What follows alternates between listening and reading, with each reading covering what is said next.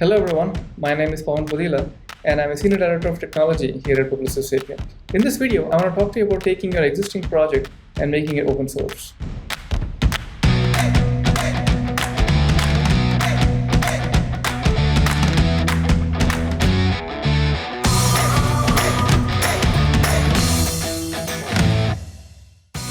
We'll talk about a fictitious company called Retail Co, which is like one of our many clients over here. They've done some really interesting work and they would like to contribute some of this work back into the community. And they want to do that by taking their internal project and making it open source. So let's see some of the steps Retail Co has to do in order to make their internal project open. Now I'll outline 3 steps Retail Co has to take in order to make their internal project open source.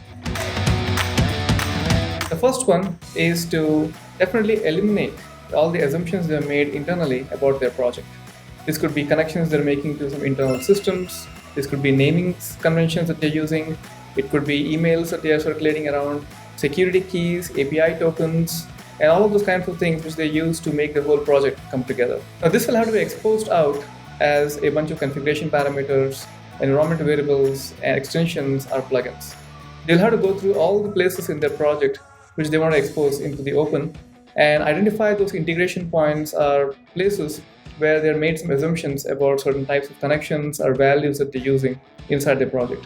By exposing all of those as configuration parameters would be the first step in sanitizing the project and making it ready for the open. Now the second step in their journey towards the open source is to create a catchy name for the whole project. Create an icon, a website, and definitely think about the README file, which is the entry point into any project hosted on the GitHub. A successful open source project has very good documentation, guides, examples, and ways of integrating this particular project with their own systems. So think about creating documentation and website that will be the place where most people spend their time when they're working with your project. Now the last step, and definitely not the least, is to think about building a community around your project. You could have chat rooms on Discord or GitHub discussions, create issues on the GitHub repo which have been specifically marked as good first issue, which invites new developers to contribute to the project. You could also go out and talk about your project at meetups and conferences. And in general, slowly start building a community around the project. You'll be surprised and actually happy to know that the power of open source is really the power of the community.